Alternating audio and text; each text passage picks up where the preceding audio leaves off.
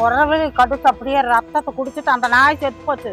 செத்த வரும் அந்த சாக போட்டு அந்த நாய் மூடி வச்சுட்டு போயிட்டாங்க.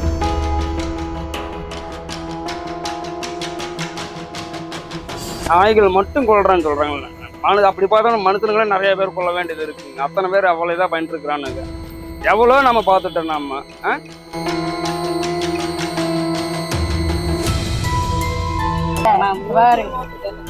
போட்டு அப்படியே இந்த சதையை அப்படியே வெளியே எடுத்துட்டு வந்து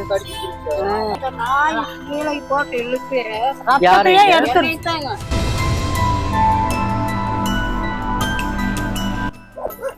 பாத்தியா தம்பி, எத்தனை நாய் வந்துருச்சுங்க. ஒண்ணும் பண்ணாது.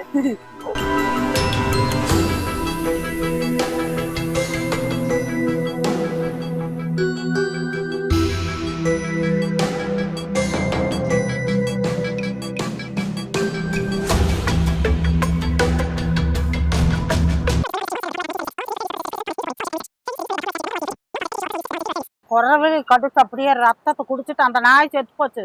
எல்லாரும் வேடிக்கை பாக்குறாங்க, யாருமே குறுக்காட்டுறது இல்லை. அதே செத்த வரும் அந்த சாக போட்டு அந்த நாய் மூடி வச்சுட்டு போயிட்டாங்க. இந்த நாய் கீழே போட்டு இழுத்து ரத்தத்தையே எடுத்துட்டாங்க. ஐயோ, கீழே கிழிஞ்சு போச்சு. பல்லு இந்த பக்கம் பார்த்தாலும் நாயே தான். பொண்ணு இல்லைங்க, இந்த 2வது வீதியில் ஒரு வெள்ளை நாய் வறுத்து இருக்குதுங்க. அது பாருங்க, 5 மணி 6 மணி ஆச்சுன்னா மனுஷனு துரத்து ஆரம்பிச்சு. தெருவுக்கு 2 இருந்தால் நம்மளே கடிச்சா கூட குழந்தைகளெல்லாம் கடிச்சா என்ன பண்றதுங்க?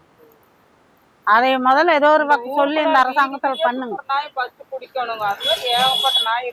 இப்ப நாங்க வர்ற தெருவுல போய் பாருங்க, 10 நாய்க்கு இருக்குது படுத்துட்டு இருக்குது கேட்டா. நாய்களை எங்கேயாவது புடிச்சிட்டு போயே தூரமா விட சொல்லுங்க. ஏரியாக்குள்ள நாய் வேண்டாம். நீங்க ஊசி போட்டு கடிக்காத அளவுக்கு அதை பண்ணிடும். கடிக்காத அளவுக்கு, ஏன்னா அதுவும் ஒரு உயிர் தாங்க. அது ஒரு ஆண்டவன் பாரு ஜீவனாத்தி தான். நம்ம அதை என்ன பண்ணக்கூடாது.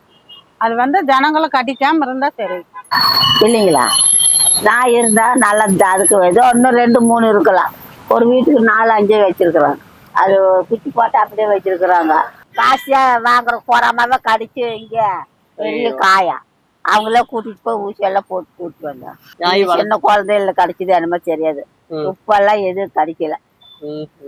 அது கடிக்கிறது நான் பக்கமே நான் போக மாட்டேன். அது அந்த பக்கம் போனீங்கன்னா ரோட்ல போறக்கே இல்ல. யார் போறாலும் கடிச்சு வைக்குது. நீங்க இப்போ உங்களுக்கு ஒரு நாய் கொடுத்தா வளர்த்துவீங்களா? நாங்களும் நாய் வேண்டான்னு விட்டுட்டோமுங்க. வேணாம், சண்டைக்கு வராங்க பொம்பளை ஆம்பளை.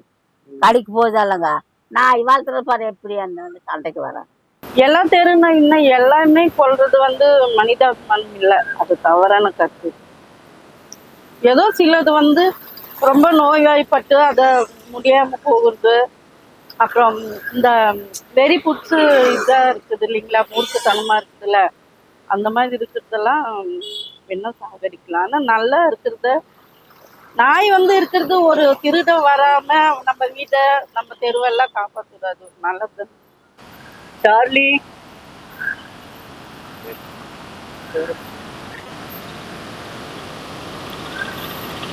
இது அப்படியெல்லாம் சொல்ல முடியாதுங்க. ஒரு சில நாய்க்கு தான் எல்லாத்தையும் கொல்லுது. எல்லா நாயும் கொல்றது இல்லைங்க. நாங்கள் இங்கே நிறைய நாய் இருக்குது. கடிக்கு போச்சோன்னா நாங்கள் துரத்தி விடுவோம். அதனால் எல்லாத்தையுமே கொல்லுங்கிறது இல்லைங்க. நாய்க்கு சண்டை போடுறப்ப இந்த வாகனத்தில் போகிறவங்க கீழே விழுகிறது அது வேணால் அடிக்கடி நிறையா நடக்குதுங்க.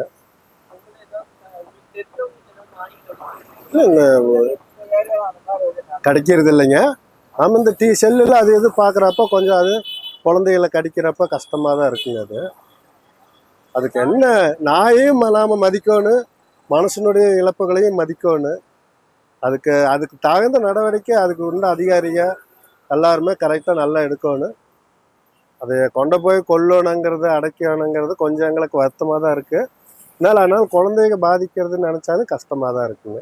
எனக்கு பொறுத்தளவுக்கு அது ஒரு ஜீவன், அது ஒரு ஜீவன் தானே. அதை கொள்றதுக்கெல்லாம் நான் நிறைய டைம் வளர்த்துருக்குறேங்க. அதோடைய குணம் எல்லாமே எனக்கு தெரியுங்க எனக்கு. ஏன்னா அதோடைய குழந்தை மாதிரி தாங்க அதையும் பார்த்துட்டு இருந்தேன் நான். அது அந்த அளவுக்கு இருக்குது. அந்த பாசமோட நம்மளை பார்த்தாவே ஓடி வருங்க. அது நன்றுள்ள நாயின்னு சொல்லுவாங்க இல்லைங்க, அது உண்மை. அது அதை போய் கொள்றதுன்னு சொல்றது தவறாது. அது ஒரு பக்கம் இருந்துட்டு போகுதுங்க. அதை கொள்றேன்னு சொல்றது, அதுக்கு என்ன வேணுமோ அது பண்ணிட்டு போகலாம். அதையெல்லாம் கொள்றது பிடிக்கிறது தவறுங்க. அதுக்கு என்ன பண்ணணுமோ அது பண்ணிட்டு போகலாம். நாட்டில் எவ்வளையோ ஒரு ஜீவராசிகள் வளர்ந்துட்டு போகுது, அதுவும் ஒரு ஜீவராசி. நாய்கள் மட்டும் கொள்றேன்னு சொல்றாங்கல்ல, அப்படி பார்த்தா மனுஷனுங்களே நிறைய பேர் கொள்ள வேண்டியது இருக்குங்க. அத்தனை பேர் அவ்வளோ இதாக பண்ணிட்டு இருக்கிறானுங்க. எவ்வளோ நம்ம பார்த்துட்டோம் நம்ம. பெண்ணுகள் கோடிமை அது சேனலை எடுத்துட்டோம்னா எல்லாம் அதுதான் வரும். இப்போ வந்து எடுத்துட்டோம்னா மனுஷன் நாயை பார்த்து கொள்றதுன்னு தப்பு இல்லை, மனுஷனுங்க தான் முக்கால்வாசி கொள்ள வேண்டியதே வரும். ஏன்னா அந்த அளவுக்கு மனுஷனுங்க தான் இப்போ வர்ற பசங்க இருக்கிறானுங்க. வழி பறிகை எவ்வளையோ நடந்துட்டு இருக்குது. பாலியல் தொந்தரவு பயங்கரமா நிறைய அதுதான் நடக்குது. பாலியல் தொந்தரவு அது இது நிறைய வந்திருக்கு. சேனல் எடுத்தோம்னா டிவி ஓப்பன் பண்ண முக்கால்வாசி செய்தியில் போகிற அதுதான் வருது. அப்படி இருக்கும்போது என்ன பண்ண முடியுங்க? மனுஷனுங்கள்லாம் அவங்களதான் பாதுகாப்பு பண்ணணும். மனுஷன் நாய்களை ஒன்றும் பண்ண முடியாது. நாய்களாம் ஒன்றும் பண்ண, அதெல்லாம் நன்றுள்ள ஜீவன். அதையெல்லாம் ஒன்றும் தப்பாக சொல்லவே கூடாது, தவறும் பண்ணக்கூடாது. கொள்றது தவறு. இருக்கிற மனுஷனுங்கள் இருக்கிற கொள்ளுங்க, அந்த மாதிரி பண்ற மனுஷனுங்களை கொள்ளுங்க, அது நல்லது. தெருவில் இருக்குதுன்னாக்கா தெருவு நாய் தான் கடிக்கிறது ஜாஸ்தி. வீட்டுக்குள்ள இருக்கிற நாய் அவங்க கட்டி போட்டுறாங்க. தெருவு நாய் வந்து நம்ம போகும்போது பின்னாடியே வந்து கடிக்கிறது. அதுதான் முக்கியமா பிடிக்கணும். வீட்டுக்குள்ள இருக்கிற நாய்கள்லாம் அவங்க எல்லாம் பணம் கட்டி வாங்கிட்டு வர்றாங்க, 4000 5000 கட்டி வாங்கிட்டு வர்றாங்க. அது வேண்டாம். தெருவு நாய் தான் அது பிடிக்கிற மாதிரி பிடிச்சிட்டு தான் இருந்தாங்க. இப்போ சரியா பிடிக்கிறது இல்லை. இந்த ஏரியாலன்னா அங்க அந்த பக்கம் இருக்கு நிறையா. பார்த்தா பேசாம பின்னாடியே வந்து கடிச்சிடும். குலைக்கிறது கூட குலைக்கிறது கூட இல்லை. உடைச்சோம்னாக்க திரும்பி பார்த்தோம்னா அப்படியே நின்னுக்குவேன். அப்புறம் போயிட்டே இருந்தா டப்புன்னு வந்து கால் பிடிச்சிடும். பாத்தியா தம்பி, எத்தனை நாய் வந்துருச்சுங்க. ஒண்ணும் பண்ணாது. கொல்றதெல்லாம் வேண்டாம். எப்படி கொல்றது? இன்ஜெக்ஷன் போட்டு வேணா அதுக்கு தகுந்த மாதிரி விட்டுலாம். ஏன்னா அங்கெல்லாம் நிறைய இருக்குங்க, நாய் அதிகமா இருக்கு.